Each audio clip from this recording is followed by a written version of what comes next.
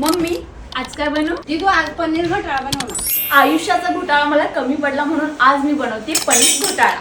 तो नेक काम में देरी क्यों?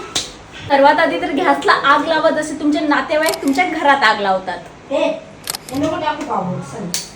नंतर ॲस्थेटिक न दिसणारी कढई घ्यायची आणि एक छोटूसा कांदा, त्यानंतर एक छोटूसा टोमॅटो। तान्या मित्रासारखी माझ्याकडे तर तेलाची फॅक्टरी नाहीये म्हणून मी थोडंसं तेल वापरणार आहे, थोडं म्हणजे 2 चमचा। And you guys must be thinking की मी केस ओपन ठेवून का जेवण बनवतीये, तर मला चांगलं दिसायचंय। खूप तेल तापलंय गाईज, थोडा वेळ थांबूया गाईज। नाव तेल इज थोडं ओके ओके म्हणून आपण त्यात टाकतोय जिरी, कारण मुरी जिरी।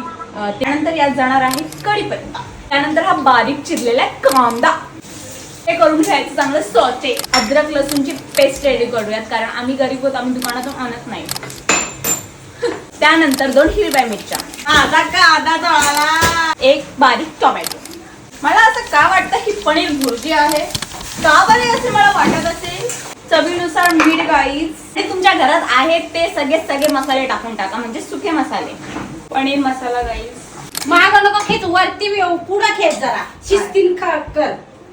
एका कानातलं पडलं गाईज, माझं नशीब जसं पडलेलं आहे तसं माझं कानातलं पण पडलं। जाऊ द्या गाईज, आता हे क्रश केलेलं सगळं पनीर याच्यामध्ये टाकलं पटकन। तुम्ही यामध्ये वाटलंच तर ना शिमला मिरची पण टाकू शकता, पण माझ्याकडे नाहीये। हा पनीर घोटाळा नाही वाटत, ते पनीरला असं चांगारा मेंगारा केला असं वाटतंय मी। ॲस्थेटिक गेलं खड्ड्यात, आता मला इतकं जास्त गरम होते आणि त्यात माझं एक कानातलं पण पडलंय। थोडीशी बारीक कोथिंबीर चिरतीये मी, कारण की विदाऊट कोथिंबीरचं जेवण मला अजिबात आवडत नाही। अशी वरून टाकायला किती छान वाटते, मी तुम्हाला दाखवते।